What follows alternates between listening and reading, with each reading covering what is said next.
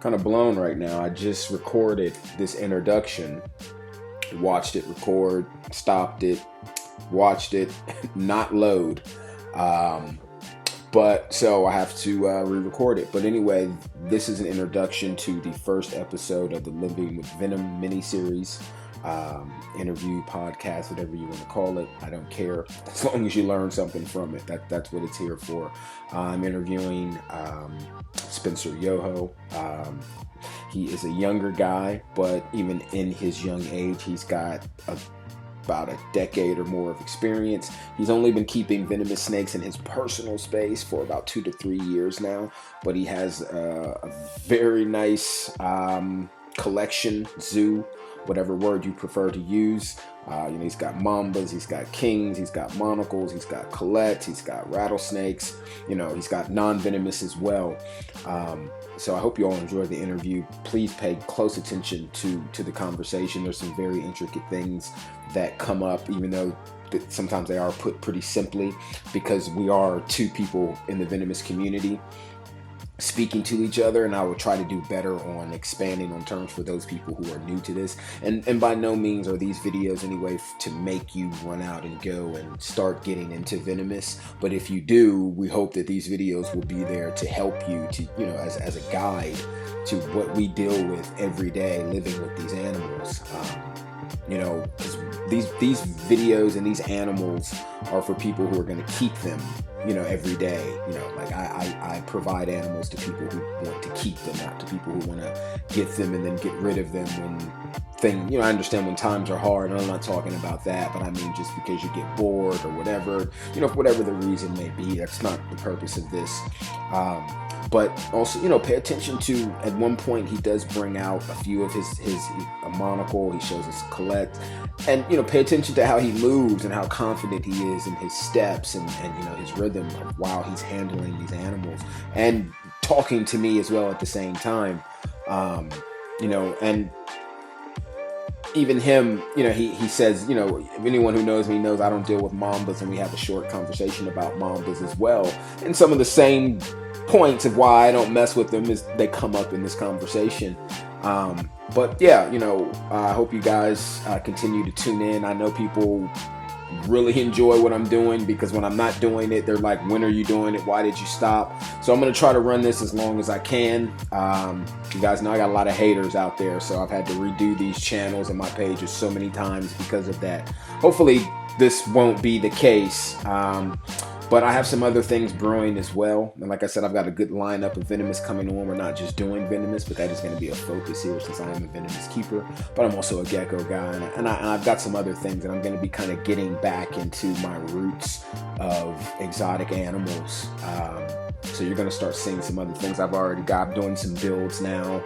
Going to be moving some things around. I've got a lot of empty enclosures in here that are going to get stuff in them as time goes on. So until then, enjoy the interview with Spencer Yoho. I believe I said that right. And until the next one, peace. All right, everybody, what is going on? It is me, as usual, Rain. Obviously, you see I have a guest with me. I'm going to let him introduce himself here shortly. As promised, this is one of the videos from the little mini-series, Living with Venom, that I'm doing.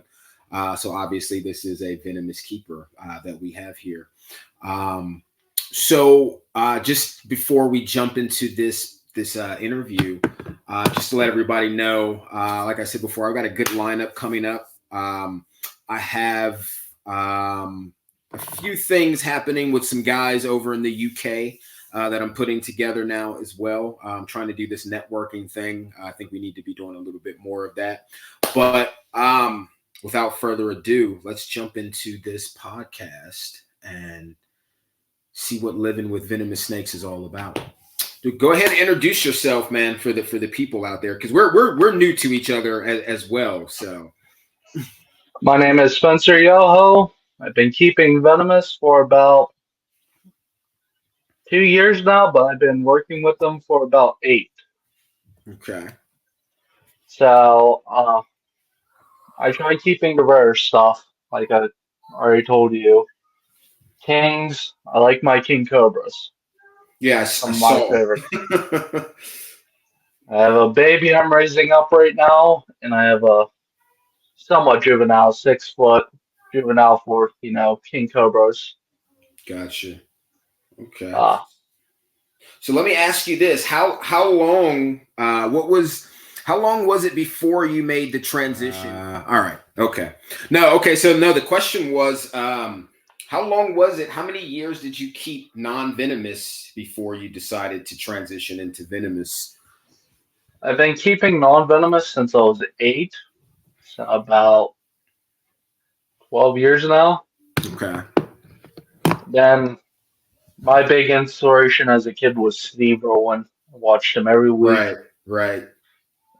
So I wanted to work with venomous since I was 5. Then I started doing my native stuff at age 11 to 12. So Gotcha. NPA, Copperheads, the Eastern Musagees. I had Right. never touched one. Uh, Timber rattlesnakes when I found them. Not like there's a lot in my area of the Right. state. I hear they're pretty rich around here. I've yet to be honest, I haven't. I've lived on this side for 2 years. Um, I I know of a good spot. It's probably like 45 minutes from your house. I see more bear than anything here. Like I can't Yeah. even recall that I've seen a snake the entire time that I've been here.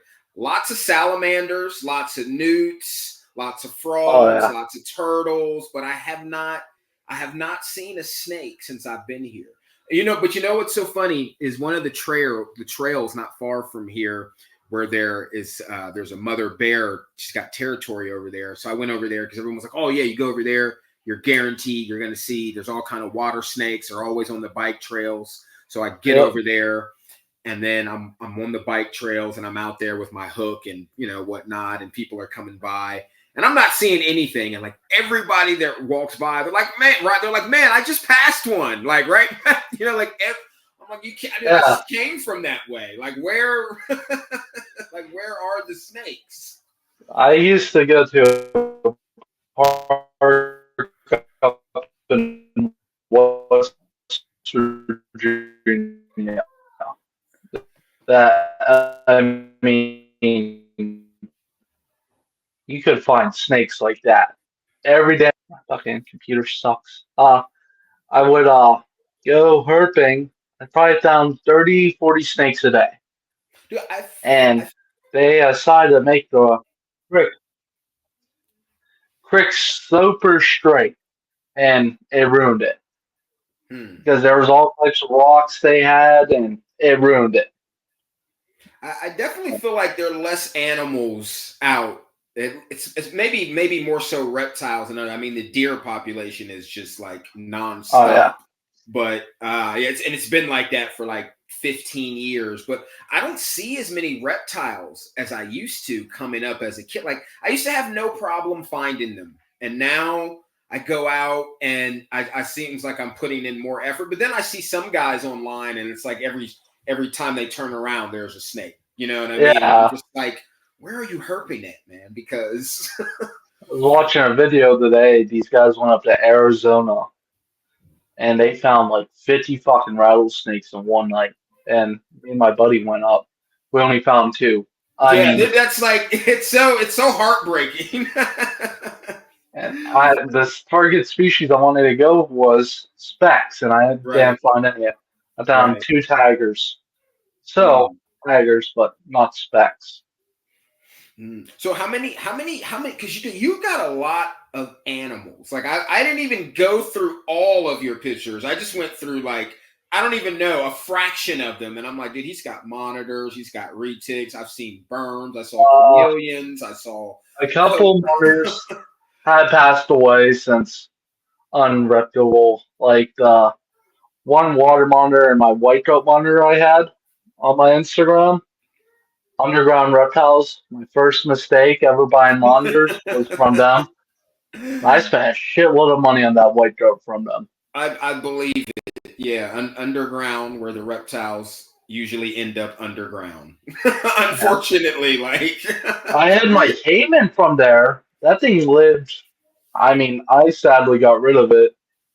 My mom wanted to go after it bit my nose. Oh, No, not a fun bite. I'll say that. Uh, I didn't want to get rid of it, but she made a deal. If I get rid of it, I can have more snakes. So, yeah, it's kind of hard to it's kind yeah. of hard to pass that up.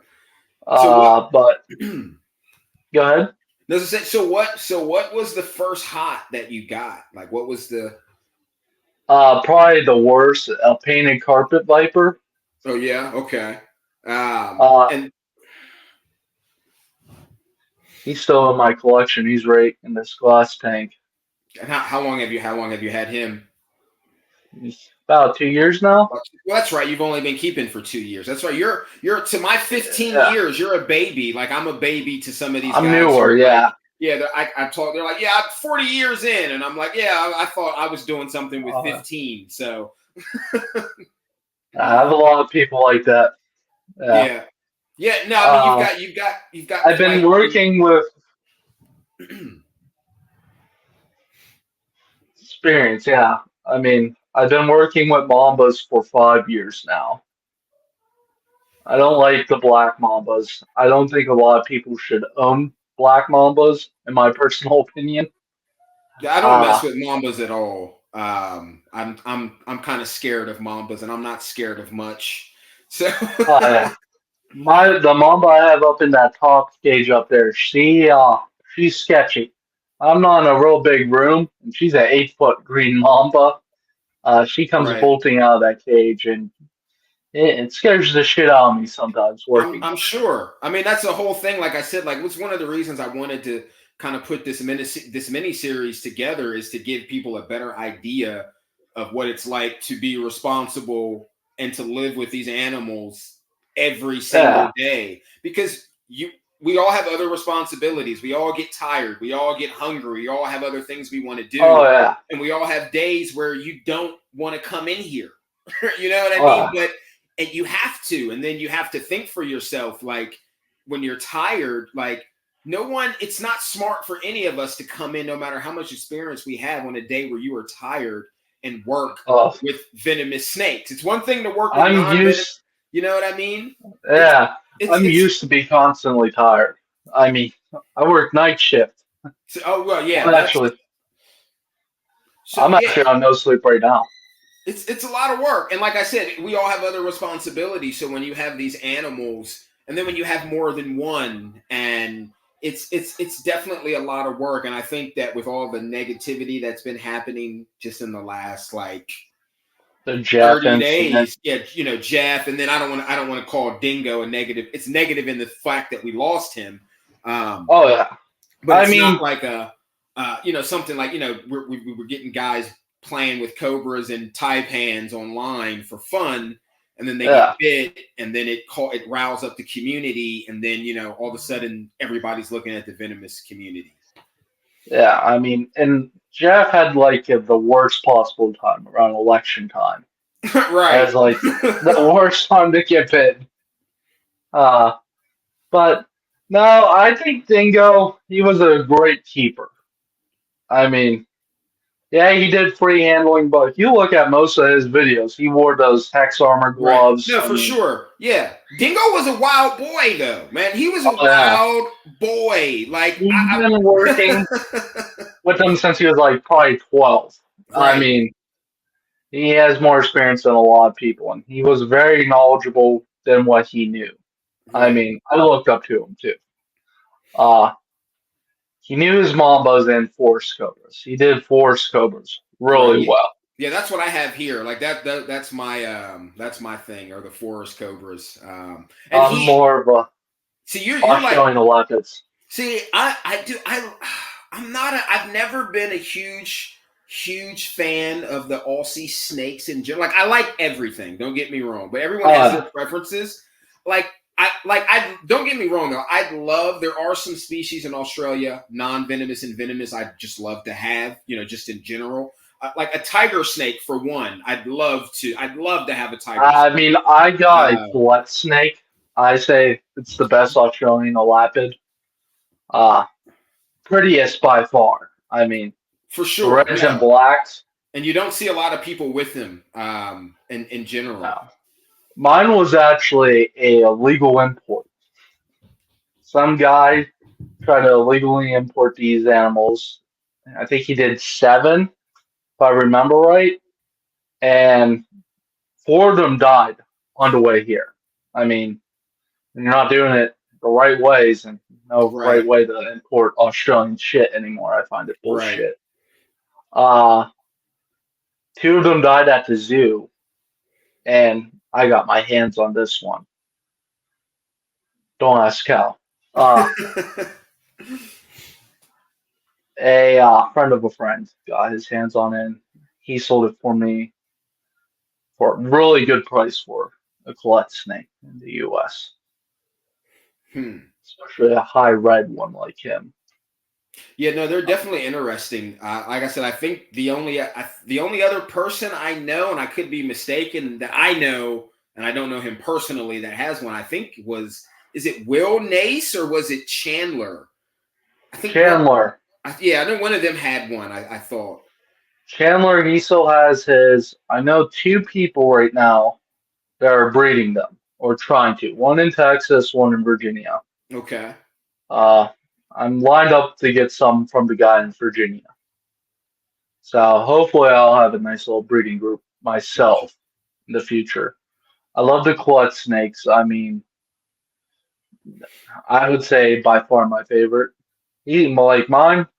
Uh, Buddy of mine did milking on it to see what it would do to the blood. Hmm. Yeah, his and he said that I picked it up like a corn snake with the hook. I mean, he is super chill for the Australian Lapid. He has his days where he's just not in the mood, but he's a snake you Of can free course. handle. I don't do it because, especially now with the Australian Lapid anti-venom not in the country Right. right now. Right. Uh, I keep I just picked up a baby Mang Shang. That's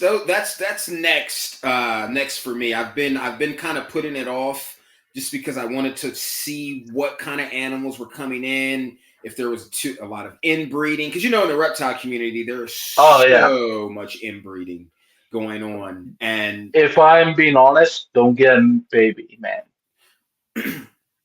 Go for like a subadult. If I'm being honest, those babies are psychos. I mean, yeah. they will come out striking, ask questions later. Basically, Okay. uh, Keep that in mind. they. I prefer working with. I don't like my baby. It fucking strikes at me nonstop. And getting bit by it. No anti venom. Right. I know one guy that imported them. He got bit by one. Only one of the fangs went in, and he almost died. And what I is mean, it? he What was is in the their what kind of what venom do they have? Is it what is it a is it cytotoxins. Cyto? Yeah, somewhere. I forget all of them. It's It, not a good fight. I'm tired right now. I'm on like, what time is it? it is what is it? A little after 1. Yeah, 22 hours of no sleep right now. Yeah. Uh, yeah, I mean, it's not a fun bite. I know people survived it, and okay, it's just like you can use the green tree viper anti-venom, I Okay. think, for it. That's like the most effective. I think that's what they used on him when he got bit. I think that's it. Don't quote me on that. Uh, but yeah, I try not to keep too much toxic stuff right now, not until I get my pet store up and running, where Okay. I actually have Okay. more room.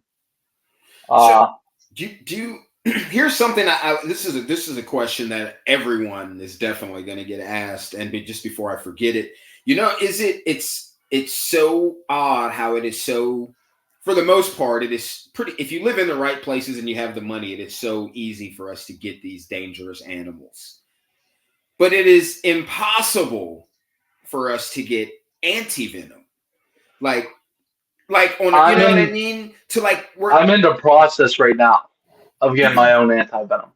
And I think it should be, and I think everyone would agree that, okay, you allow us to keep these animals. It should be a lot easier for us to Oh yeah, acquire because if anyone you talk to, I was just watching, I think it was Tyler Nolan was talking with someone, and he was like, y'all think that we have anti-venom. You think that, he's like, none of us have anti-venom. He's like, very few of us actually have Yeah, anti-venom.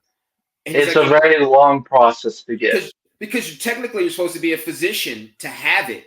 And I've seen things online over in other countries in Asia and Africa that have been sell, and even when I've been over there doing research, and they sell it, but I'm like, man, I don't want to, you buy this shit, then you get bitten, and then it, you know what I mean? And then it's sugar water, right? With a hospital, you got your hands on it. Yeah, it's not fun. Right.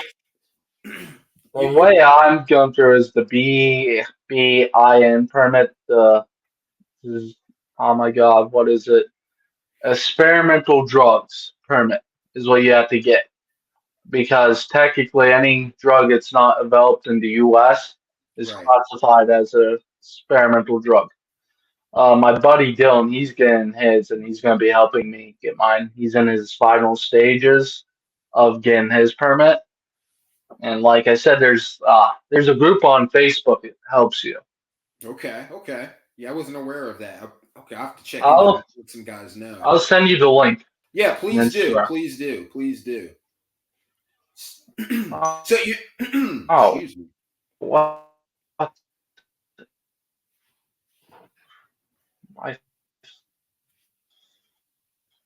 Hello? Yeah, I can hear you. Okay, my laptop just went black. You're good. Yeah, I mean, those okay. They give you a guide. The hardest part about it is getting a toxicology doctor to sign off. Gotcha. Okay. On it. That's like the biggest part of getting the anti-venom is the toxicology doctor to sign off. And then there's a guy in Florida, but he barely signs off on shit. I have a friend that knows one. He's going to sign off on it when I start filling out this fucking paperwork. And see, that's the thing. Like some of these states, man, they make it so hard for us in certain situations, and then we're like, because I've talked to so many people who have kept hots illegally, and they're like, I didn't want to do it this way, but the state that I live in claims that they like. I'm from a state, I'm from the DMV area. Virginia is okay. DC, not going to happen. Maryland, never going to happen unless you're an ACA and you can prove it, and they can come and they can regulate it. But other than that, like, they will let you apply 1,000,000 times and deny you. And so many people are like, bro, when you try to do things the right way, and then they keep denying you, then they're like, after that, no, I'm just going to do what I'm going to do, because they're like, you're not going to stop me from living my life. You're like, you have a protocol, I'm trying to follow it, and you're still telling me no. So it's either I do it under the radar, and then if something happens, then you're going to bash me even harder, or I pick up my entire life and I move somewhere where I can do it, but then you still don't have access to anti-venom either way. So it's kind of like, in that sense, it's like, why does it matter where we can't keep the animals? Because you know what I mean? Like, no one can just go and get anti-venom from anywhere. Like, and that's why I wanted to have these conversations with people, because I know a lot of people have expressed these, and a lot of people haven't thought about some of these topics that I want to throw out there. And I'm like, bro, that's it's kind of like how people are against live feeding. Like me, I'm all for live feeding. I don't have an issue with it. If you don't want to live feed, that's great. Don't live feed. But I'm not going to bash people who don't want to live feed. Like some people will. But here's the funny thing about that argument. To me, a live feed is a live feed. I breed geckos here. So my gecko, I'm not tongue feeding anything. No geckos. I'm not doing that. I'm not going to sit there. You know what I mean? So I'm feeding them. Right, I'm feeding them live prey. A live feed is a live feed. So how is it that these same people will feed their geckos live prey, but it's a problem for their snakes or for their monitors? And I'm like, bro, it's the same thing. Live is live. Like, there's really. I always hear the argument. Rats carry a lot of parasites. That's where. then why use them? There's like Yeah, it's so many. Yeah, I've heard the parasites. Oh, rats have killed the snakes. Well, here's the thing: if you leaving a rat in there with an and animal that hasn't eaten after like 12 hours, that's your fault. You know oh what I yeah, mean? I mean, That's your fault. It has nothing to do with the rat. It has if they nothing to don't do with the eat in the snake. first 2 hours, I take it out. Take it out. Try it again later. That type of Yeah, deal. But yeah, I think things like that people don't understand is like, there are all these laws against us, and then when someone gets bit, however they get bitten, regardless of how it happens, and then they all look and they're like, oh, now we got to tighten the laws. I'm like, well, how about yeah, if tightening the laws doesn't really help? It just causes people, like I said, to do things under the radar or to move out, and then they kind of start bashing where they came from. Like, no, how about more education? How about more yeah, podcasts like this where we can talk about, protocol within from the people who actually keep the animals, because legislation, they don't know and they don't care. yeah. You know what I mean? Don't get me wrong. There's a lot of irresponsible peepers. Oh yeah. Yes, Oh for man. sure. We all do But shit. We all do shit. There's not one of yeah. us who can say that everything we do is 1,000% responsible every I day. mean, I do some free handling, not a lot. I free handle my big monocle. She don't ride the hook worth shit. I mean, Okay. sometimes a hook can put you in a worse situation. And Big if you kings. don't, right, and you have to, and only someone who works with these animals like you or me or other people will understand that. You know what I mean? So when people Uh, see that, they're like, oh, so and so's free handling again. I'm like, no, actually, I was just like trying to make it more easier for myself and the animal to get from A to uh, B. like I'm training somebody right now, and some of my snakes don't cooperate on the hook. Right. And you have to, like my big monocle is trying to put in the bucket. I grabbed it by the tail, dropped it in. I Right. mean, she she's not a bad snake, but she's just very curious. Right. Like Like most most cobras. cobras, Right. Exactly. they just want to explore, move around, and Yep. she's on the hook. She'll just climb right up the hook. Yep. Now she is a venomoid. Now she has grown part of her venom glands back, but it's not like enough. It's like getting bit by a baby. She Gotcha. would bite you. I got her like that. I'm not a big fan of the venomoids because it's like decoying a cat. Right. Exactly. Right. And they'll grow back eventually. So it might not be fully, but they will grow back. Uh, she is by far one of my favorite snakes. So she shits everywhere. Yeah, Fucker. that's the thing with cobras. I can say with my big forest here, I don't get the messiness that I get from my spitters or from the monocles that I've had over the years. Like, Oh yeah. it's you open the cage and it's just like pow, like right there. Like, dude, really? Yeah, I mean my one monocle I got from a friend. She gave it to me for taking care of a bunch of her monocles she got from a guy. You might know him, Mike Eastern. The name sounds familiar. I think I He's may be familiar. he's from Ohio. He's like one of the only guys that does it legit, and he does a lot of imports. Okay. And he's sold her a four monocles. She said they were all fine, all internal parasites. So I helped her cut them out and fix them, and I got one monocle in return. That thing shits like no more snake in my collection. I hate it.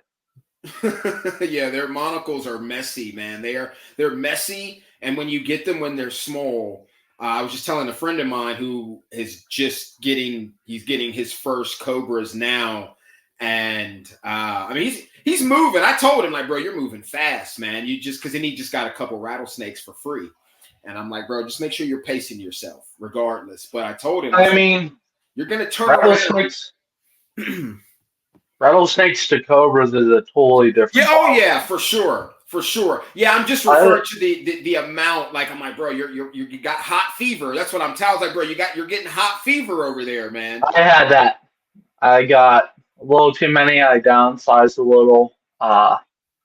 And Now I'm cobras just grow keeping. fast. They grow so fast, Oh yeah, so fast, so fast. cobras.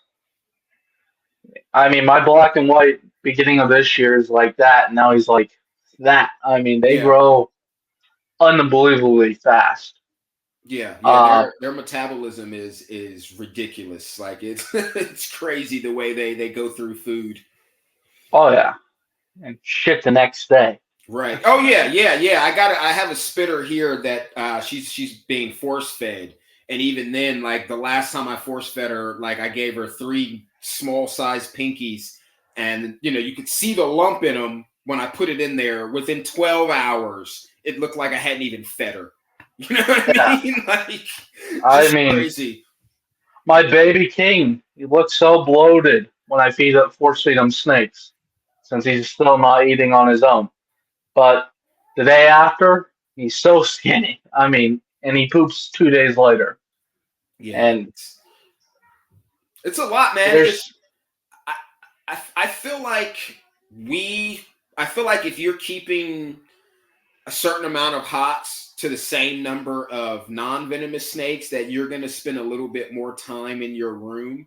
I mean, and I'm just mean on average for like maintenance and things like that, because in my oh yeah, opinion, it seems like hots shit more in general than non-venomous snakes. I don't know what that's oh about, yeah, but it just seems like that. Maybe I don't know. Maybe it's got something to do with the venom in their body. I don't know. I'm just throwing that out there just as a wild comment. But I feel like I don't have as many hots as I've had in the past.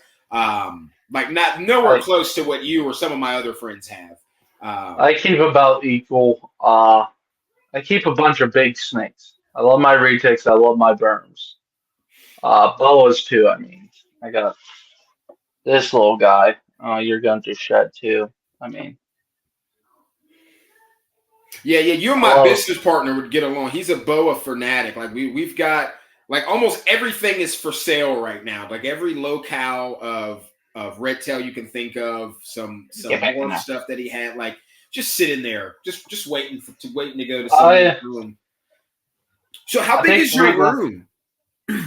I actually keep in two different places. Okay, I kind of had a feeling you were going to say that. I have a little sister at my house, Gotcha. and she loves reptiles as much as I do, and she's good about not getting cages, but with the venomous, I Right. still don't want to take that Right. risk No. Right. because Right. Right. Exactly. get in there.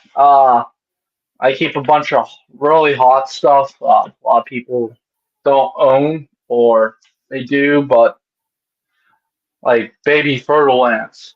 That bites you. You're losing a finger for Right. sure. For sure.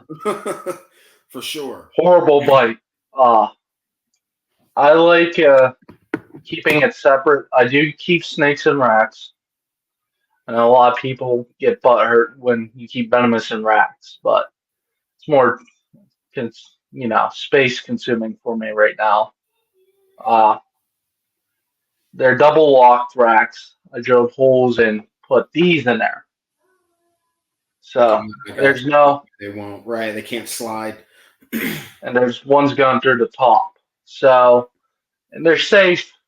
I keep some of my like cobras in there and westerns, smaller stuff I keep.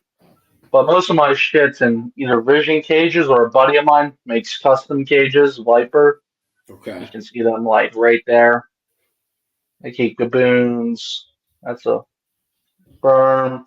The big one at the bottom, she's my big ass Eastern that wants to kill me every damn day. I mean, I never met Eastern as mean as her. And her strike range is basically my whole rim. Ah, wow. She's like a 6 foot Eastern. She's a beast of an Eastern, and she strikes the whole distance. I mean, It's got to be a pain some days working in such a small space like that. Like that is my biggest thing. Like in general, I'm all about space. I like open spaces. So when I decided that this room was going to be where I put all my animals, like I had to be like super strategic because this is like a oh 12. yeah, It's like a 12. It's a weird shaped room, but it's kind of like a 12 by 10, I think. And this is a that's what six. my that's what my actual bedroom is, where I keep all my. It's a 12 by 11 room, so it's Okay. also odd shape. My venom room's probably like a 10 by 6, but I keep the middle completely open, and Right. on each wall racks in on this side, all the cages on that side. Uh, yeah, it can get a little sketchy working with like the Mamba in my room. I'm sure, bro. Like, dude, I'd hate to say, I don't want people to be like, oh, he's that guy's gonna neglect animals, but dude, if I had that snake in your setup, I'd probably never. That'd be like the one cage I would never. I'd have to take that thing in the Oh, I basement don't think somewhere and work with it. Like, she's not bad for West African. Don't get me wrong. When she is fired up, she's fired up. I keep a shift box in there too. okay, all So if right. I Well, don't feel there you go. Gotcha. That right so, there, that helps a lot. yeah, but I do also take her out to check her out. Right. She's newer to my collection. A friend of a friend was selling her, and uh, he didn't really want to go to somebody that's inexperienced with Mambas. Right. I probably worked with over 35 Mambas in my career, and all of them are assholes. I'll say that. Yeah, I, that's I haven't really met a nice Mamba. the only few that I've been around. And I got another homie down in Texas that's all he messes with is mambas, and I'm just like, and then what's so funny is the mamba people. They're always laughing at me because they're like, bro, you have almost a 10-foot forest cobra, and you're worried Yeah, about I a mean, I mamba. love Forrest Gump. And I'm like, dude, this guy is not. When I first got him, because he's WC. When I first Wow. got him, I mean, he wouldn't even eat in front of me. He wanted to kill me. Every time I came in this room. Now Yeah. he's chill. So I had to kind of play the minimalistic game with him as far as how I kept him. I just redid his enclosure. And this is a 6 foot by 2 foot by 2 foot that I built. But for a while, I just had a kitty litter tub in there for water, and then Yeah. I had a plastic oil pan for a hide, and then I had two branches just in the middle because I'm like, I don't want to make it difficult for me to get him out when I need to get him out. Oh, yeah. And I was like, but I don't want to just have him in there with like nothing. He's a big snake. And so I finally redid, and he used to spend all his time in the hide. And so I finally redid, and every once in a while I catch him on the branch. So finally I redid it, and I ran a branch so that goes the entire length of the enclosure. Dude, just he has not gone in that hide since I put that. It's been about a month now. So I just took the hide out because I was going to get him a lockbox. That way, to make it easier for myself, he won't even go in the hide anymore. He has not come down off of that branch. So I'm like, my man's must have been in Africa.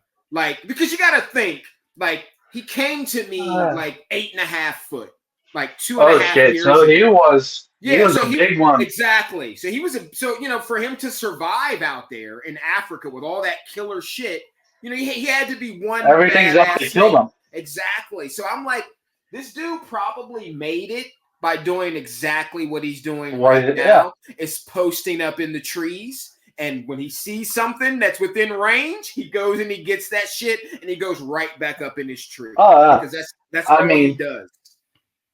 Now I can't get him out. I can't get him out now. Like I'm not even done with the enclosure. There's still some more stuff I wanted to do, and I cannot get him out now. Oh yeah. I mean, I find people that say forest cobras are easier than mambas. I think they're about the same. And that's what everyone. And that's why all my mamba guys are like, bro. They're like the same. They're like, if you can handle him, you can handle a mamba. And I'm like, dude, I don't know, man. It's just something. Black mambas, though. I worked with some big black mambas. A buddy of mine in Ohio. He's like you said, keeps illegally. He keeps a bunch of cool shit. I mean, like, I love going up to his house. I'm the only one that knows about him. And when he goes out on vacation, I'm the one up there taking care of his fucking collection. All his shit wants to kill me. And I mean all of it. It's sketchy working with his collection. He has a breeding pair of black mambas. I think the male's around 9 foot and the female's around 10. So big black mambas. And then it seems like every time I go there, they shit that day. All over the glass. It sucks working with them. And one day, it was the closest I have ever been to getting bit is by his big female. I went into the cage. He is an 8 foot by 4 foot by 5 foot tall, massive cage, like how you have your forest cover, all Right. branches, and you actually have to get in there to look for them. Her face was that far from my face. I about shit myself. There's certain animals I love working with, and mambas aren't one of them. They are too feisty for my liking, Yeah, they're especially definitely black. they're definitely intimidating. I mean, even this guy, I mean, he's not scared of me by any means at all. Oh no. And, and he knows he's big. Now he's calmed down a lot. Now he'll eat in front of me. No problem. He'll like I said, he doesn't hide anymore since I put that in there. But yeah, like I said, when I first got, every time I came in here, you know what I mean? Like no matter what he was doing, he would for the first year. It was such a pain. Oh, and then one day, when I had to go home to DC for like 3.5 days, and I had all my grow tents and shit in here, so the room looked a little bit different. Oh, what type of shit are you growing? Oh, sharing. Just the normal stuff. Sharing is caring, man. But yeah, so I was gone for like 3 days, and I had it. So the cage, when the enclosure had got fucked up when I built it, because I don't know how often this happens, and I guess the only person that some shit like this would happen to would have to be me. So the tape measure that I started this with, I lost it. I couldn't find it. So I had to go buy a new one, right? So I go to buy another one, but the inches aren't the same. So an inch but you wouldn't even think to check that shit. I didn't even think to check it. So I just went back to work. I went back building, put everything together. And so then when I finally start piecing everything together, now I'm seeing all these gaps. And I'm like, dude, why is there a 1-inch gap? Like, you know what I mean? And because the shit was off. So I had to go back and fix it. But before I did that, I had to still put him in there. So I kind of had to like just make it work until I could get what I needed. But I had to leave for 3 days. So I'm gone. He can't get out of the room though. It's impossible to get out of the room. That's how my room is right now. Yeah, I've got just for that. Yeah, I got the door. There's a thing at the door. So even if he gets out, like that's how mine is. My door is really close to the ground anyway, so any shit I can get out is my baby. I leave. I come back. I come in the room. That's like one of the first things I do when I get in. I come in and I look at, I'm checking my plants. I look in. I'm not really concerned because, it's a cobra and they spend a lot of their time hiding. So I wasn't concerned that I didn't see him in there. And everything looked to be in order. Everything looked fine. So about 15 minutes later, I come back in to change the water because I've been gone for 3 days. So change the water, and this motherfucker's, I'm like, oh, shit. Oh, he's out. You know what I mean? Yeah, I'm like, fuck. Yeah. So I close the door, I lock the door, and now I'm looking. Now, there's a little space. There's another 6-foot enclosure under this one, too. The same size. So, but there's probably about that much space behind there to the wall. So I look, I don't see him. He can't get under there. There's no space between there's like that much space between the ground and so the closet's closed. Where the fuck could he be? I'm looking I got 2 tents set up in here. I got a 4x4 and a 3x3. He's not in the 3x3. 4x4, I don't see this fucker anywhere. So I'm like, what the fuck? There's no way that he got out of this room. Like, where the fuck could he be? So I don't even have the piece out, but the aluminum, the shit that runs from your dryer, the filter piece that filters the air that come out of the tent, that comes out of the filter that snakes down like that, he was in there coiled up. Oh, God. So when I went to look behind the tent, my foot kicked him, and it was heavy. And I'm like, oh, shit. Because, that thing weighs nothing. You know what I mean? Like, it weighs nothing. So it weighs less than a gram. So, and you kick it. Right. And it went, and I was like, oh, shit. He's in there. And now I can't see him. He can't see me. So I gotta get in there with the hook, and I fish him out, and he comes out, and he obviously comes out, and he's standing up, Oh and he's yeah, looking I at me. love the forest cobras when they stand up. They do super tall too. And I so don't know yeah, how yours is, but yeah. Every once in a while, he's not so bad. He was like that when I first got him. Like, oh yeah, you know what I mean? Like I was scared to even have him out with the tents in here because they took up all. Like now, I would never do yeah, that again in this room because they took up so much space in yeah, here. But yeah, now he just kind of tries to get away. He doesn't necessarily want to be he doesn't want to chill. Let's say that. Like I've had yeah. monocles that will come out and they'll kind of, like you said, cobras are curious. They'll kind of come out and they'll look at you a bit and then they'll do their thing. Like I've had spitters that were like that. I had black neck spitters that never hooded up. Like you would have thought it was just That's a unusual. Mexican. Yeah, I swear, dude, my homie came over and he was like, "Oh man, I just got my girlfriend one of those," and I was like, "A spitting cobra?" He was like, "No, a Mexican black king snake." I was like, I was I like, mean, I was like, yeah, but not quite. I was like, yeah, I know. I was like, that's actually a cobra. He's like, a cobra. He's like, I thought the cobras had the hoods, and I was like, yeah, she does. She just doesn't fucking hood up. So my monocle, my bigger one, she hoods up all the time in the cage, but outside she never hoods up. I had my wow. mom, she does photography. I had to really irritate her to get her to hood up for a picture. And she was not happy with me. Mm, It took me about 5 minutes just rubbing her back and trying to get her to hood up so you can get a good picture. And I hate like bothering her like that because I have a good relationship with her. You right. know, sometimes she wants to kill me. Uh, They all have those days uh, when we come in and uh, we're like, man, I thought we were friends. Not today, I guess. I mean, I have a Samar Cobra, uh, the black and yellow spitters. Yeah, that's one, dude. I wish I could get some unrelated, but it's never gonna happen. I don't think. Uh, Um, uh, Mine, it don't spit at me at all. It just tries to bite me.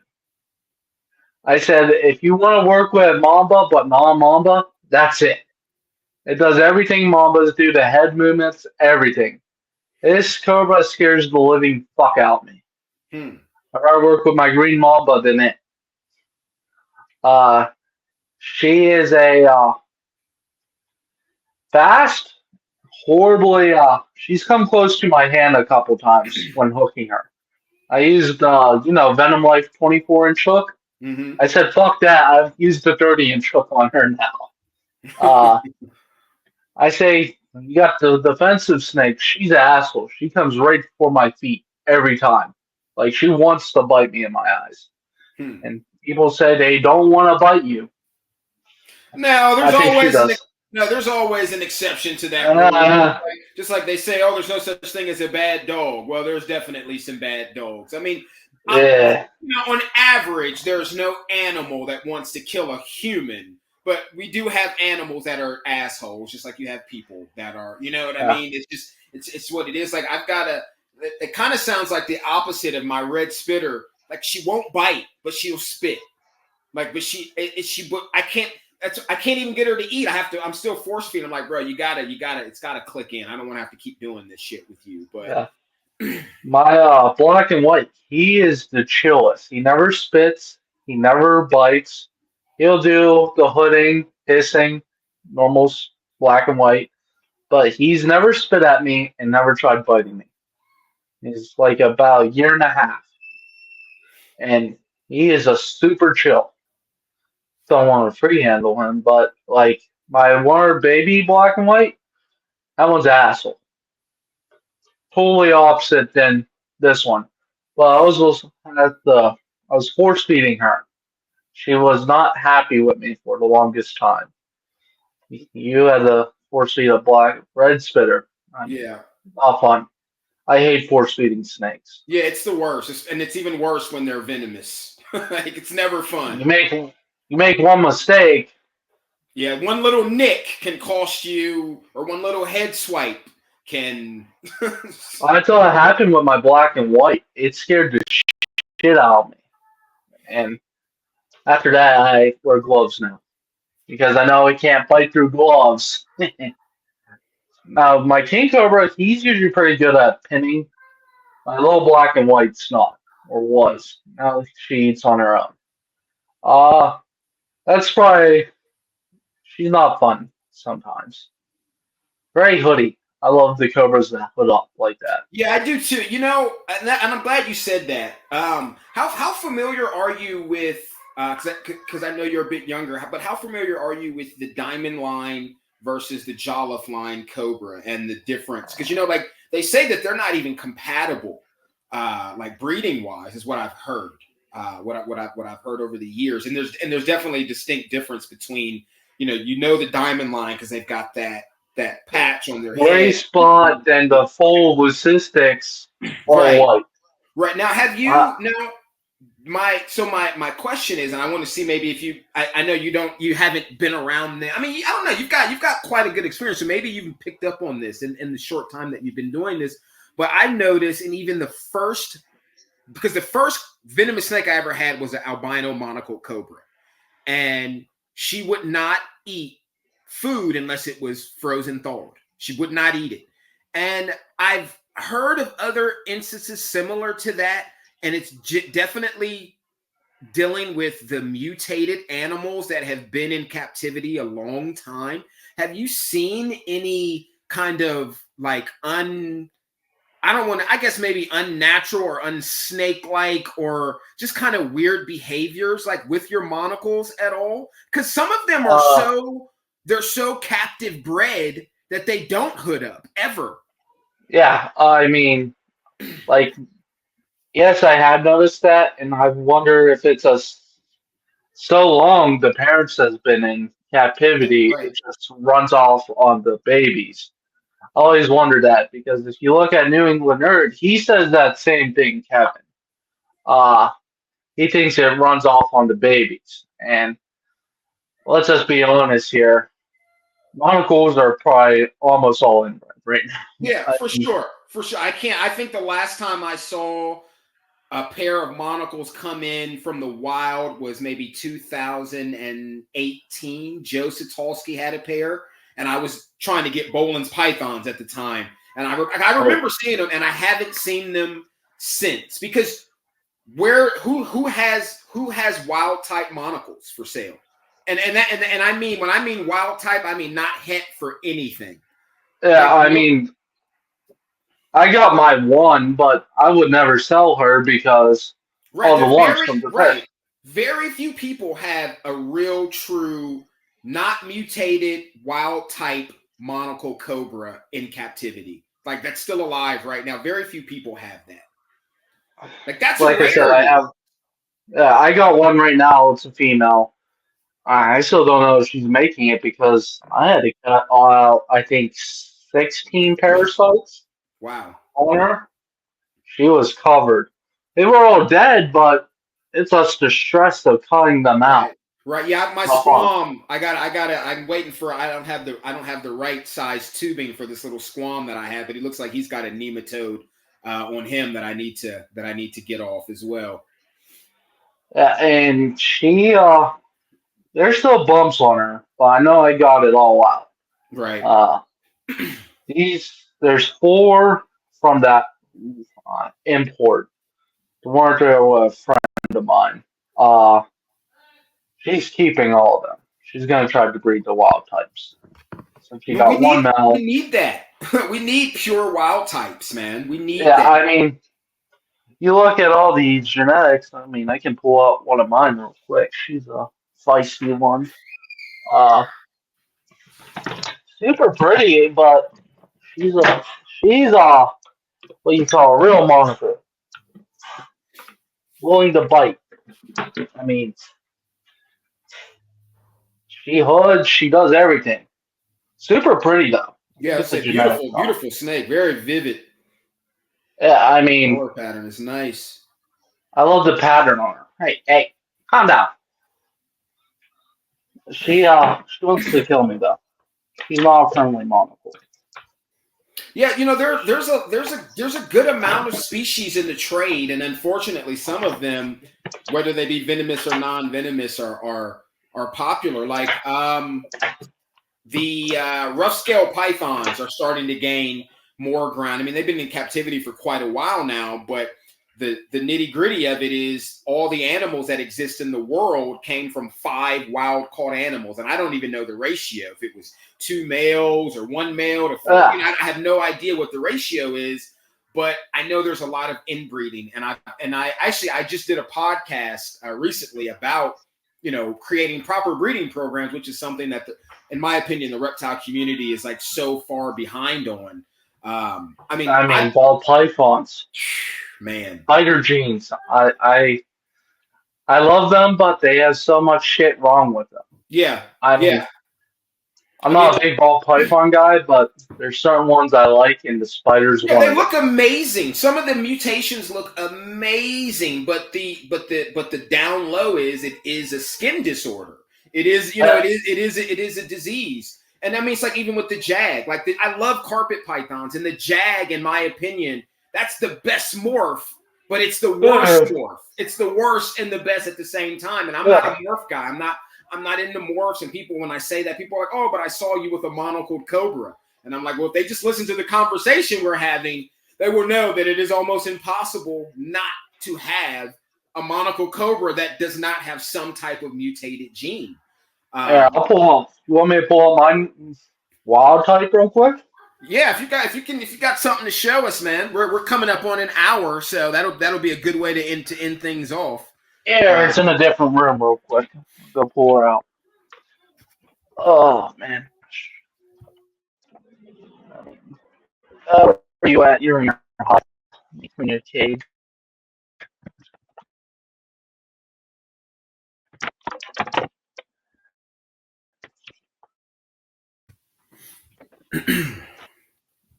Yeah, it's the Malaysian morph of Monocle.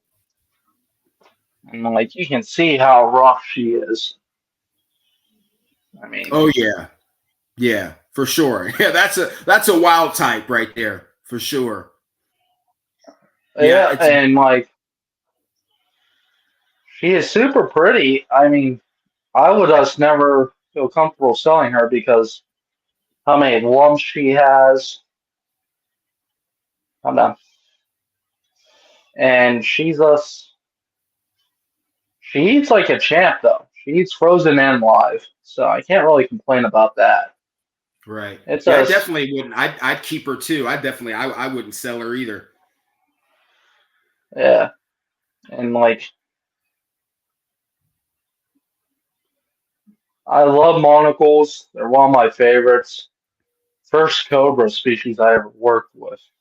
Actually, that's a lie. First cobra I ever worked with was a banded snouted cobra. The worst possible ones to work with, in my personal opinion.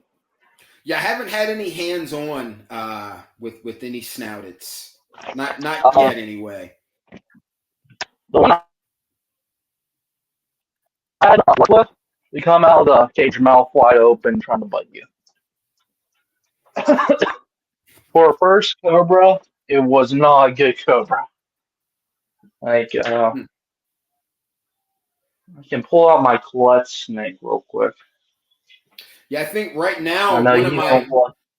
my big focuses I've been waiting to do, and I just recently, like I said, started acquiring the red spinning cobras, but I'd like to acquire a nice group if I can. I've been wanting to work with them for a while, and I've just been holding off. Yeah, that's fucking ridiculous, man. The Colettes are insane, bro. The fact that you even have one is is I mean, crazy. I wish there was more. I wish Australia would open up their borders and let us get them because I would just import like 50 of these. I mean, and there's a couple water snakes I love from Australia: the Eastern Brown, the King Brown, and red belly black snakes. I know of one guy. I don't know him, but I know somebody knows a guy that has a red belly black snake. I don't know if he had required that legally or what. And they're gorgeous. Uh, Fuck you. You're the Mamba. Let's see. My king. And this one's a newer to the collection. Uh, for a king his size, he is super chill. I mean, usually when you're working with 6 foot kings, they're scared of the world. Uh, just want to do a bunch of crap. He's pretty chill once you get him out of the cage. Uh, I mean,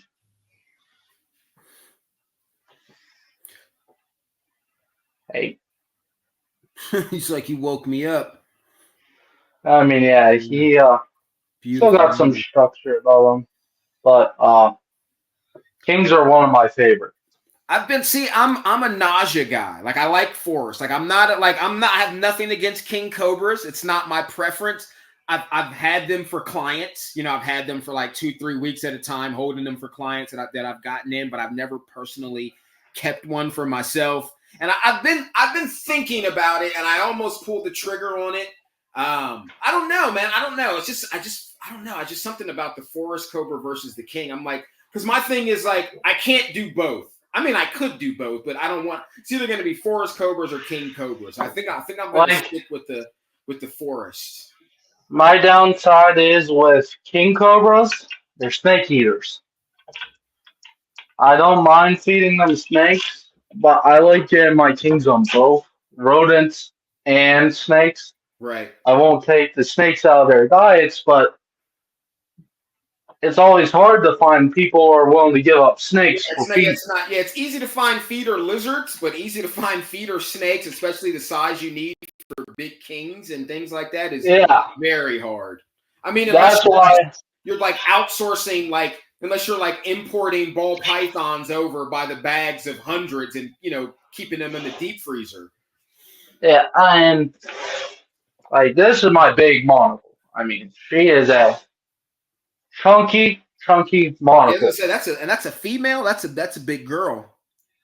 Oh yeah, and she is like I said, she likes to move. That's a Like big girl. you're being very moody right now since you're going through shed. But she is I think she's old. Like from what I remember, a guy I got her from said she's like 15 years old. I mean, she's old. She's been around. I'm gonna be keeping her permanently. I love that snake. Then we got a bunch of my odds and ends. Cottonmouth, Diamondback are got a couple Easterns. I know Easterns are starting to become harder to find in our area. I don't know why. I know they did the Florida ban and are exporting shit from Florida. Yeah. From what I heard. And I love the Eastern Diamondbacks over Westerns. I'm an Eastern guy all damn day. I hate Westerns. See, I'm not all my homies are into rattlesnakes, bro. I'm not into rattlesnakes, man. But I'm really a cobra guy. I'm not even a huge viper. Like my vipers are Mangshang, Bushmaster. I like some of the squams, obviously. And some of the other arboreal vipers I can deal. But Ovophis is one of my favorite. I definitely like the Ovophis because it's a snake that I don't know many people. Actually, I don't know anybody that works with them. And the only reason I don't is because I can never find a pair for sale. It's always one or the other. You know what I mean? In their years, you'll see one, and then 4 years later, you'll see the other one. I mean it's rare snakes. I love cobras. I find them easier. Lapids in general easier. I think cobras are easier than vipers, in my opinion, to work with. When I train, like I'm training a buddy of mine, I started him off with cobras because all my vipers, they're all psychopaths. I mean, I don't have a single chill one. besides of my gaboons. But I always find that people would say get a gaboon as a starter. It's the worst possible starter. Horrible venom, fast striking. I mean, yeah, they sit there, but you make that thing irritated. Right. How fast are you? I mean, you're not Yeah. dodging a. Gaboons fold shit up. I tell people that. I was like, bro, I've had gaboons and they will fold a rat in half, man. They hit Oh hard. yeah, They hit hard. I have three, Hard. two males, one female. My female, she's a little bit on the smaller side, but my three males, they're probably 3.5 foot. And when they strike, they strike. I mean, Yeah. they are not a snake to play with. No, they definitely hit. Another species you don't see a lot or hear or talk about a lot or talked about a lot is the Ethiopian mountain viper. Another species of Bitis that I had looked into. Just some of the, I guess, since I've imported and I see the prices and I know the trap prices, and then when I see you try to charge me $8,000 for a snake that I know costs $7 in the wild, I have a hard like. Don't get me wrong. Everybody needs to make money. I understand, but Oh yeah, even me as an importer, like, and I'm not going to sit here and say that I haven't imported snakes for $300 and charged $2,000 for them because I have on the market. But yeah, it's when you're getting something, and then I mean, I got to make my money too. You know that shit counts. yeah. But when you're getting something for that, and then $6,000-7,000, like even what I sold my snakes for was still under less than what most people were. So I'm like, bro, if you're selling them for 6, I'm gonna sell them for 3. That's You know how what I I. mean? Like, regardless of what I'm paying for them, I'm gonna sell them for less than you, and hopefully, Tell them generally, faster. right? And generally, I have better quality animals coming because I'm just super picky about what the fuck I keep, what the fuck I bring over, and what the Yeah, fuck I sell. Like, I don't even with my dogs, bro. Like, dogs will not leave my property if they are not 100% to go to a client. It's yeah. my name. I don't want you saying that I sold you some shit and somebody broke in your house and the dog didn't do anything. You know what I mean? Yeah, I mean, I have a friend like that. She is very particular. Yeah, bro, I'm not gonna do it. Like, I don't, so it's like I'm not. Would you buy a guard dog and feed it and it didn't guard your property? That doesn't make Oh, sense. no. You gotta go. You're not staying here. Yeah, You know what I mean? Like, you can go, I don't care where you go, but I can't take care of something. It's like when people, and I'm sure people ask you, like, who don't know, I'm sure you heard this a million times. It's like, does it have the venom? Is it poisonous? Does it oh have the yeah. fangs? Did you take the fangs out? And I'm like, well, first of all, that's fucking animal cruelty. No, I didn't do that. First off, Secondly, regrow the fangs. I right mean, now, right, and then the thing is, like me, I was like, I don't want a cobra that can't cobra. yeah, You know what I mean? Like, it kind of defeats the purpose of me saying, "Oh, I have venomous snakes." oh yeah. But yeah, but they don't have any venom though. So I mean, I find people when they ask stupid questions like that, I look at them stupidly. I mean, of course, I have venomous snakes. I love it. If I get bit and die, I did something I love. That's I the mean, way yeah, I see it. I think that, and I think that a lot of them, people who don't understand this, they don't understand that we understand that, and we decided, when you get into exotics, animals in general, I don't care, you have to be a little kind of kooky to want to keep animals in your house. All of Oh them yeah. are. You know what I mean? So when you start to make the transition into more exotic species, like when you go from your savanna cats to your ocelots, and your ocelots Oh to your yeah. tigers, or your ball pythons to your tree pythons, and your tree pythons to your tree vipers, that you've had to have, at least I think that you've had to have a conversation with yourself, like, okay, that you can die. You can die. You're going to want more than one of these, which is going to increase your chances of possible death. Yes. You're going to have days, you don't want to go in there. You're going to be tired. You're going to have to talk to yourself like you're talking to yourself right now. I think that the most responsible of us that do keep dangerous animals of any kind, we are having these conversations with ourselves day to day, especially if Oh you yeah. have friends and family. Because if you're not, then you probably are some of the people that we see online doing dumb shit. You know what I Like mean? if I get bit by certain snakes in my collection, I'm gonna call my friends and family and say I'm dead. No, I And and I've told people that I know the same thing. I was like, there's certain shit, if it happens, I'm just, you might get a text from me because I got about 45 minutes and I got a lot of shit to do in 45 minutes. yeah, You know what I mean? So, I mean, I got my bite protocols. I know my plan if I would get bit.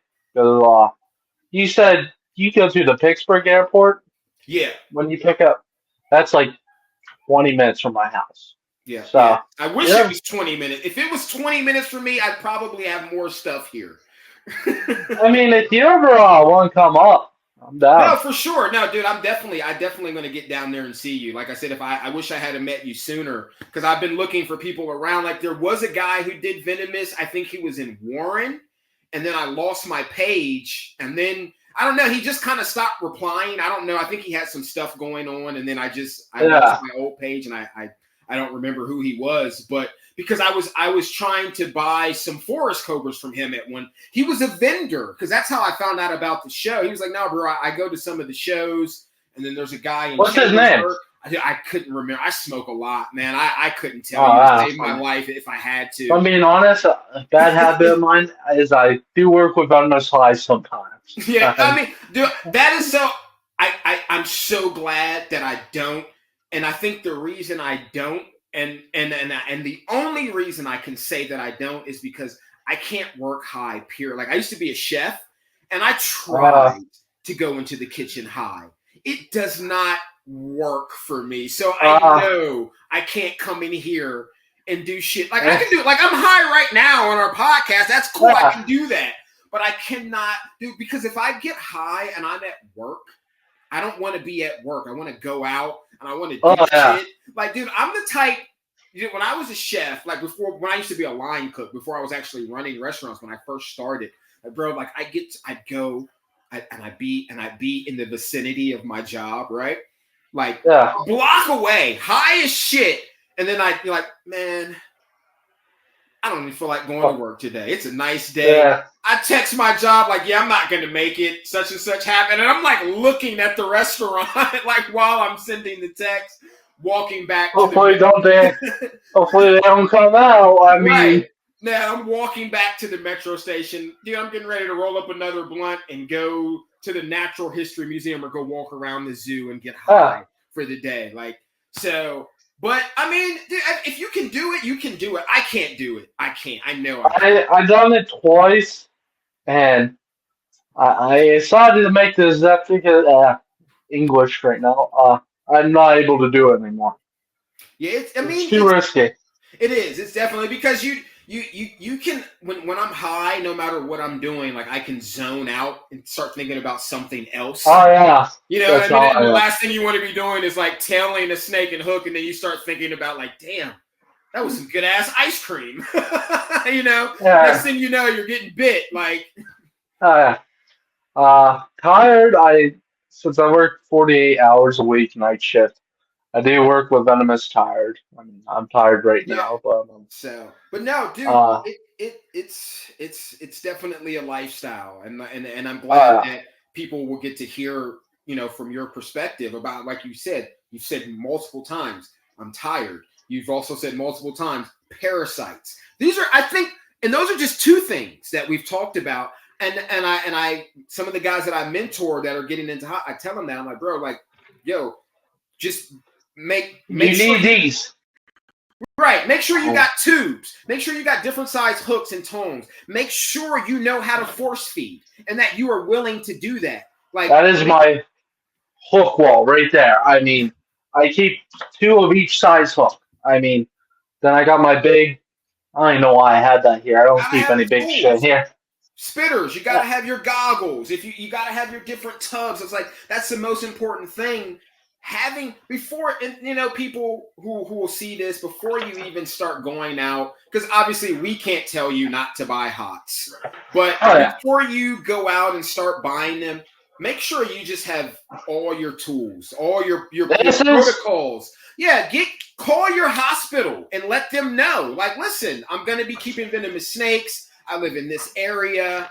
This is my name. This is what I have. Make sure all your shit is labeled, or you have a book or something that someone can find and access the information that they need to help you. If you get bit and you're frantic and your family members, whoever are your friends, you don't want them to be frantic. You got to be calm so that they can be calm. And then you can be like, hey, bro, go and grab my such and such and such. I'm going to meet you downstairs. You know what I mean? Have a plan. Have a fucking plan. You look at, what's his name? Nathan Jordan. When he got bit by the blue Solaris, he was calm as can be.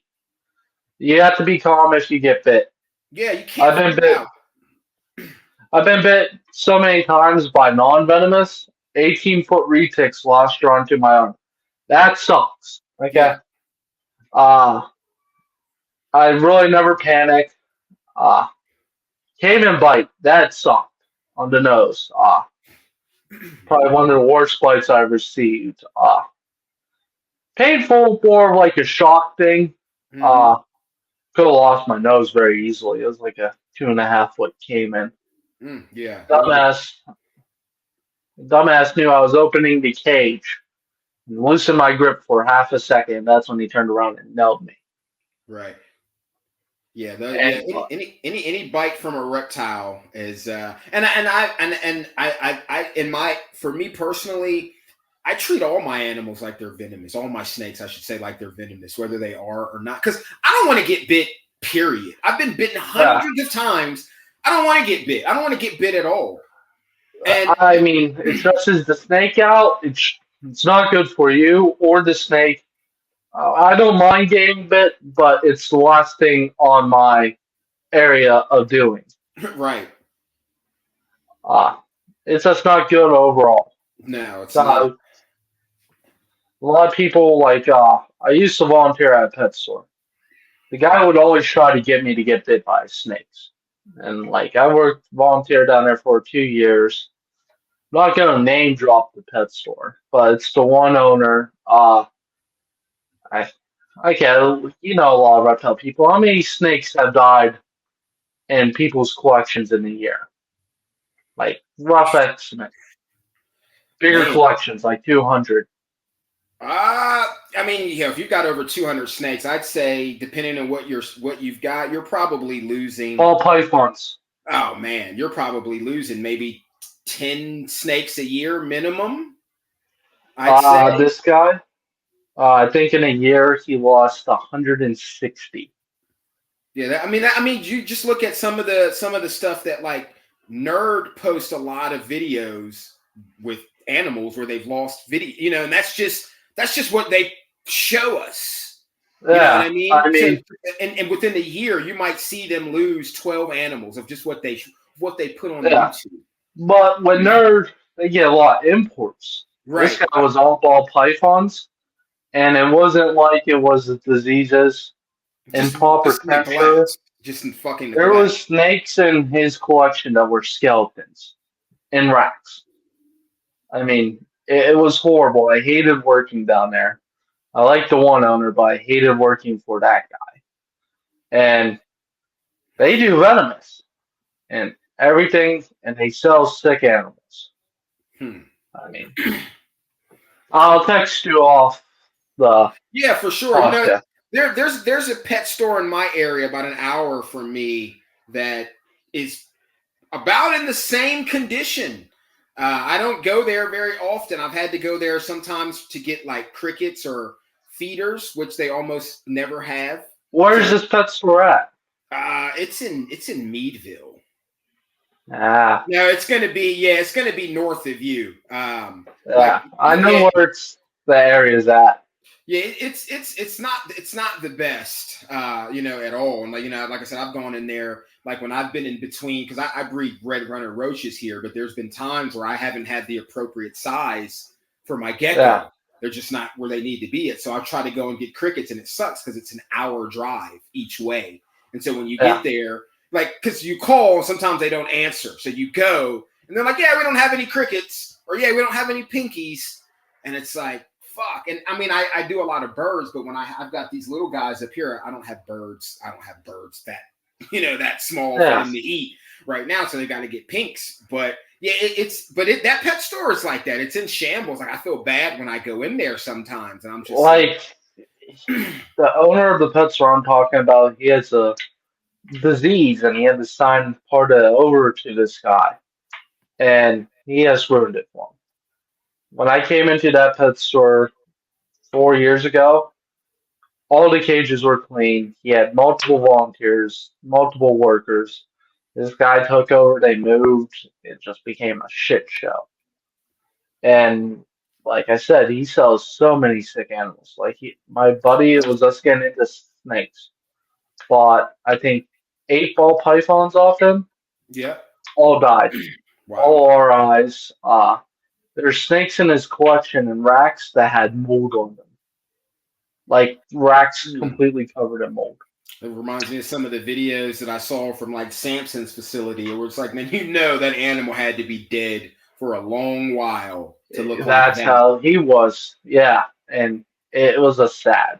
And I don't know why people keep on selling to him. Yeah, that's so Joseph, I got one last question before we wrap up. Most important question.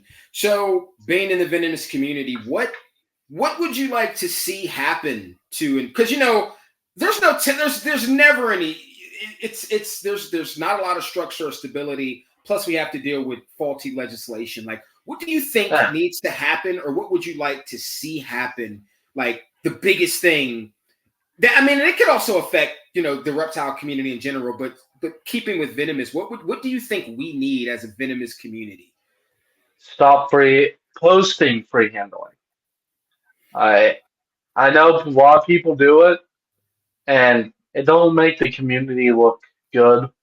I mean, let's be honest here. That's why Jeff, he got so popular. Right.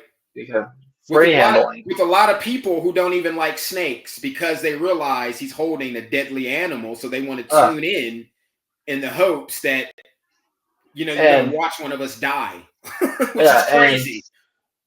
If I say you really love the snakes and you want free handle on your own time.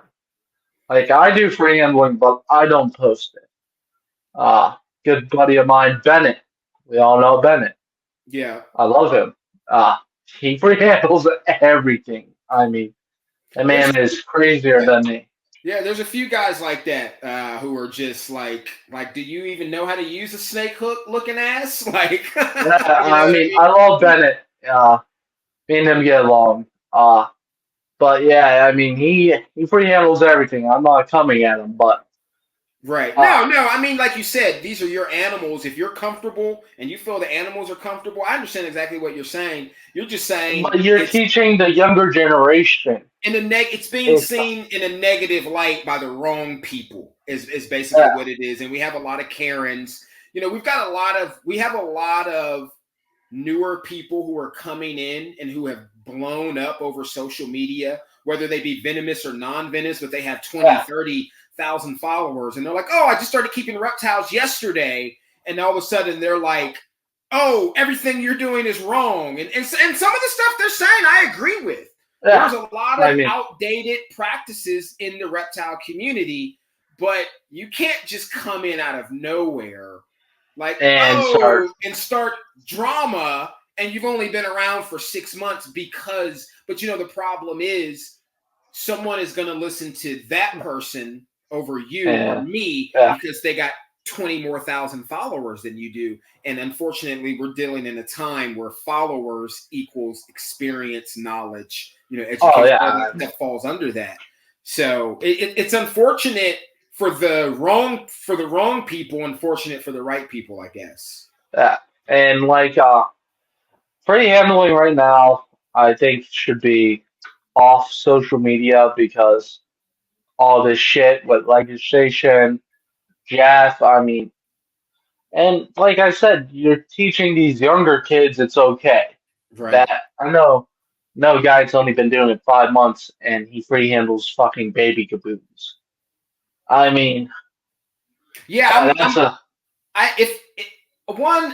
pretty hands off with my animals, venomous, non-venomous. I like them to be as wild as possible. That's what I like. Yeah. So I Me like too. to live feed. Like I'm all for that shit. Not to say that I don't do frozen thawed, but I do. I do a mix of both. I have some that Right. just eat live. Yeah. I don't. I don't want to. Like some days it's just easier for me to go in there with my hands to get him out. But it's only for maintenance. And then some days it's easier with the hook, and some days it's harder with the hook. And I think that even people who, like, let's just say I filmed myself doing some maintenance, even that can be taken by the wrong person, especially with Uh everything. Oh, look at this guy. He's free handling. Da da da da da. huh. And now more recently, and I hate to even have to say this shit, but in more recent light, I've been getting comments from certain people, and they're like, "Did people say things to you about being a black person and keeping venomous reptiles?" And I say, Not gonna lie, you're one of the only ones I "Well, really know. there in the States, I've probably been doing this longer than anybody who looks like, and I'm mixed, but for Yeah. your average person, I'm a black guy. So Yeah. whatever. You know what I mean? And I tell people, well, I've been doing this since 1988. You know what I mean? Like, I'm not a kid. Yeah. I've been doing this a while. And when I was coming up, I never thought about black or white. And they're like, well, it's the fact that they're venomous. It's just like, they're like, people who keep snakes are crazy, but you're black Oh yeah. and you keep venomous reptiles in your house. And they're like, did people You're say extra anything crazy. to you? Right, exactly. And I said that on a podcast I did one time, that exact same thing. And I'm like, bro, and that makes me extra crazy. So people ask me, they're like, bro, do you get like, do people hate on you? I said, I got hate because of who I am, because that's nothing to Yeah. do with what I'm doing or me being. I said, I don't think that has anything to do with me being not being white. I said, but I have people who just don't like me because they just don't fucking like me, because Yeah. I'm not going to put up with their shit. I'm all about trying to bring structure into the reptile community. I'm all for private registration that is run by us, not the government. I'm all for everything that we need. And unfortunately, we have people who are not for that. So I have a love-hate relationship. But in more recent light, I know there are a few other black guys who are getting into the hots. They don't have the years that I have, but some of them have been saying, like people have been saying things to them, and then I'm like, well, wait till they find out you're dealing with me, because they don't like me. And I said, but we shouldn't even have to really even be having the conversation. Like at the end of the day, I said, but then I guess we should, because women also have issues within the reptile community. If you're gay, people have an issue with you in the reptile Oh yeah. community. So I mean, that's the wrong shit to be worried about. None of that is going to help us when they really start putting shit on the chopping block. yeah. And it's not going to be because you're black or because you're gay or because you're a woman or because you're no one's going to care about that stuff at the end of the day. And that's just not where our focus needs to be. But yeah, a lot of people are like, dude, I'm giving you props, man, because like you said, you're the only black person I know that's dealing like you're like, I love I know one. it. You're the second one I have met that does venomous. I think you might And be talking about Jalil, Savagery Reptiles, maybe. I think we both follow him, out in Missouri. that might Maybe. be him. He's a guy that I deal with. Like I said, younger guy to the game. But yeah, it's just funny, and I always tell people, like, how did you even get into this? How did you go from this to that? And I'm like, wow, I just always been doing this. I just don't know. I was like, after a while, I got burnt out with the green tree pythons, and I remember I traded a green tree python for my first cobra, and then after that, I I just would have took that trade. Oh my god. right. Like I was like, after that, I just didn't I love reptiles, but the passion that I had for non-venomous, it lost some points when I Yeah, I you mean, know they're about equal to me. I love my big snakes. Nothing's gonna ever take that away from me. Retics and berms and anacondas. Top notch in my eyes. Same level as the venomous.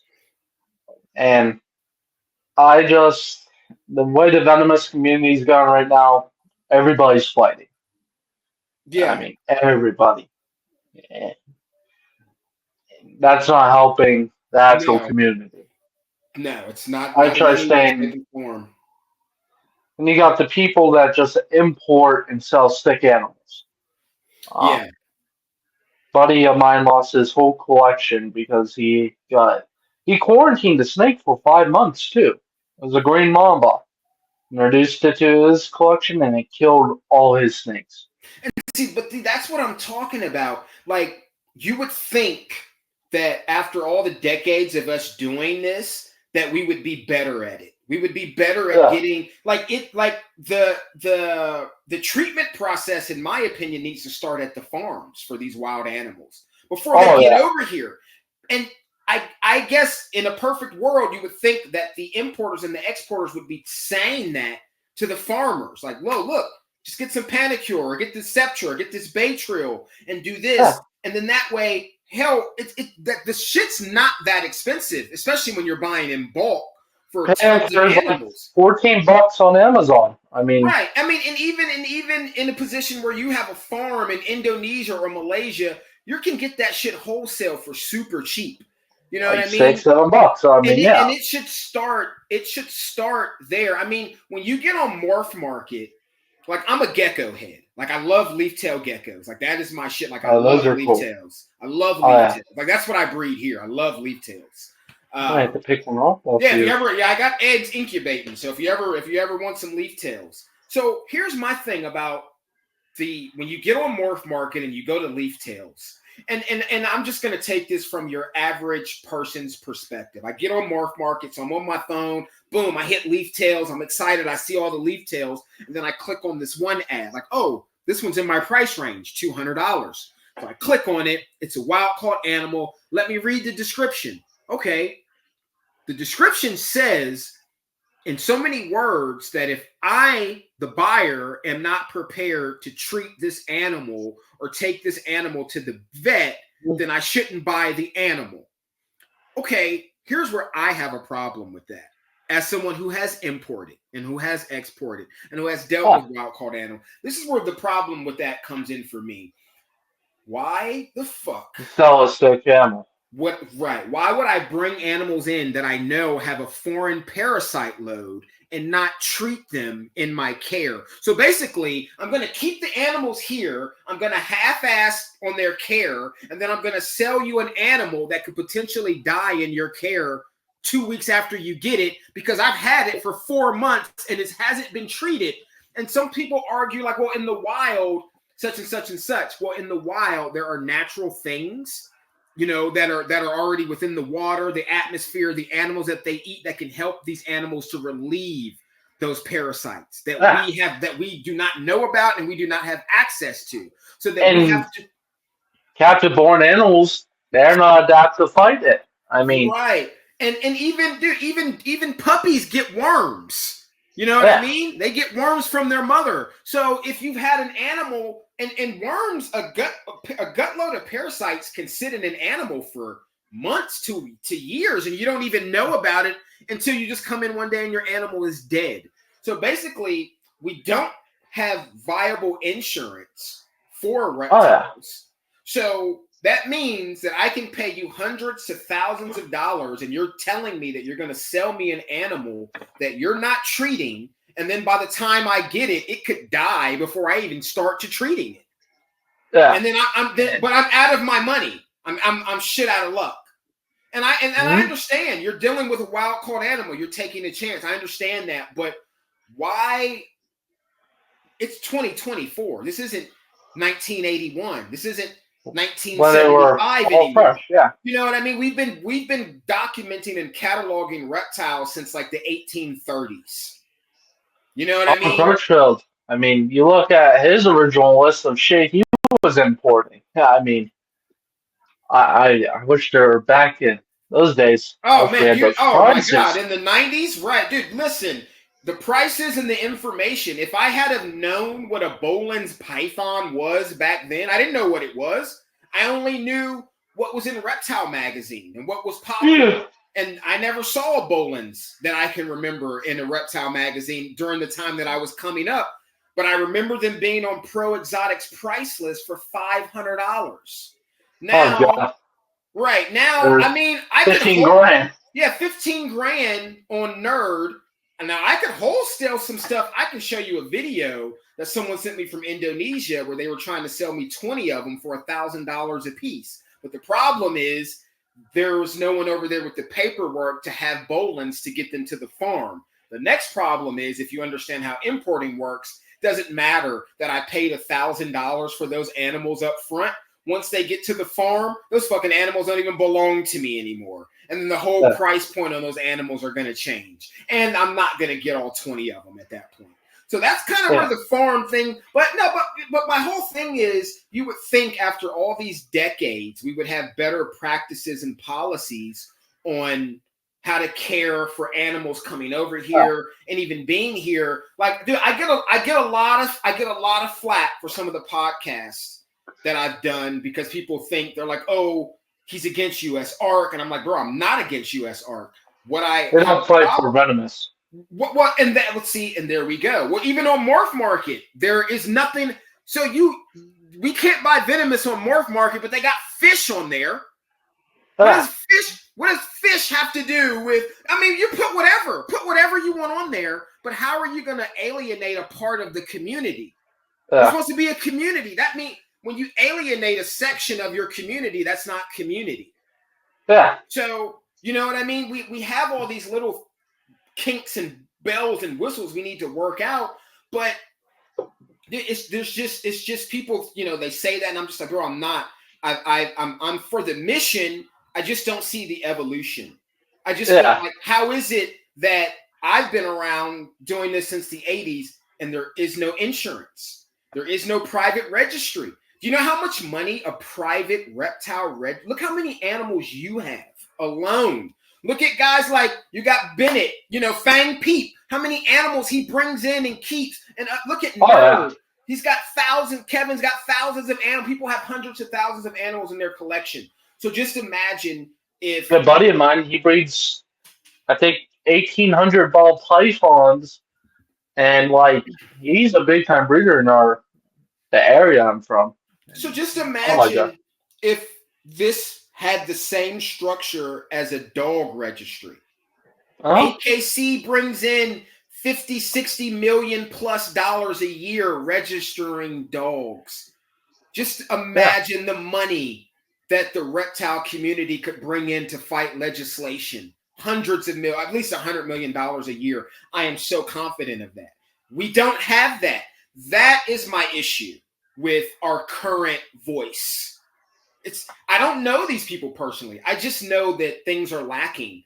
And every year there's 5 or 6 or more bills, and then they're asking for donations. My thing is, if you provided us with a service, fuck those donations. You're not going to get anywhere off donations. Give us a service. I would love for you and for me and everybody to have their entire collection insured for a viable, a reasonable amount of money. Yeah, I mean, and you look at like that whole situation down in Florida happened last year, where Game Commission came in and killed that guy's boa. Well, and that's another thing. Imagine if I know he did get some compensation for that, but just imagine if those animals had been insured. Yeah, and I find it bullshit how they want to let him rehome those retics and berms out of state. They said, I think they told the guy you would go to jail if you did it. And like, me personally, I'm rehoming them. I mean, send me to jail. Yeah, and that's the thing, like little stupid laws like that we have to deal with. And the reason we have to deal with shit like that is because you have these other groups that are organized. The reptile community is not organized. We're not outnumbered. We're just out organized. And so PETA, I worked for PETA. I campaigned for them. So I know how they work. They get shit done. They will get that. They will write that check. And then they go into legislation with this list of bullshit demands. And they're like, here's your check, Mr. So-and-so. And once they take that check, now you got to read everything on that paper. And everything on that paper is probably bullshit. Like, and I've said this before, like, so-and-so dog has 100 babies. It's not even possible for a female dog to have 100 litters in a year. And anyone in their right mind knows that, but this legislator has taken that money. So he has to say what is on that paper. Yeah. We need to be there to write. If they wrote a $250,000 check, we need to be there writing a $500,000 check. You know what I mean? Like, Yeah. that's the only way that it's going to happen. Otherwise, it's just going to be every 4 months. Well, I mean, they just tried to bet two counties, and actually where we are in our area, two counties here were just trying to ban all exotic animals. And then it was like, I don't know how many different breeds of dogs and cats they had on the list. And luckily it didn't pass. But yeah, there were two counties here. So just imagine when all 50 states and all the majority of the counties have bills like that just sitting on their books. Yeah. And like also the one reason I don't keep at my house, I have an Aliquippa zip code. And you probably know that dumbass Derek, uh, guy that had all those snakes in his Aliquippa. Like, you can't own venomous in Aliquippa. Yeah, that's another thing. People, please know your laws. Your state laws are not always the same as your county laws. That's I don't, and like I find it bullshit. I'm not even in Aliquippa. I'm in a different part by the zip code. Right. And with that zip code, I can own venomous. Right. That's why I keep them somewhere else. Plus my little sister, but yeah, it's just a shit show. And a lot of people don't know that. It is. Well, and you know what's also crazy is there are laws that have been put in place that have been around for a while, and then as the legislatures or the people that work in these buildings, these county clerks, they quit and new people come in who don't know the laws, that they don't even know what exists. So the county that Jeff was in actually does have a law against an ordinance against deadly and dangerous animals. They don't even know their own laws there. I looked it up. Someone didn't believe me, and I pulled it up, and it said that one, the animal was supposed to and it doesn't say what the animal is specifically. So it could be anything. It just says deadly or dangerous animal. It talks about how it needs to be confined. It talks about how the animal needs to be registered with the county and how they have to pay a fee. And then it just goes on to like different descriptions of enclosures and things like that. But I'm like, that's crazy that these people don't even know their legislation, probably because it's changed hands so many times. But just imagine the right lawyer. Let's just say Jeff got into something and there was a lawsuit. The right lawyer see that in the law books and then use that against Jeff where he thought he was in the clear. And then this lawyer was like, well, actually, sir, there's a section here, section 12AB, says that in this county that you are not allowed to have such and such and such. And being that it doesn't state exactly what the animal is, that we do know a venomous snake is a deadly and dangerous animal by definition. You are in violation. Especially some of the stuff he had. I mean, right. Inland Taipan, Fertilance, was that freaking Green Mamba? Forest Cobra, everything. He had the hottest of the hot that you can have. And he was a dumbass. And like, yes, I do keep shit in these plastic containers, but that's just temporary cages. Right. No, like these guys are in quarantine up here. And another reason I don't, when I get snakes here, especially when they come in from the wild, I don't go all out for them immediately. I don't give them either. Because I don't know, that snake might be dead in a week. You know what I mean? I don't know. And you don't want to spend the money.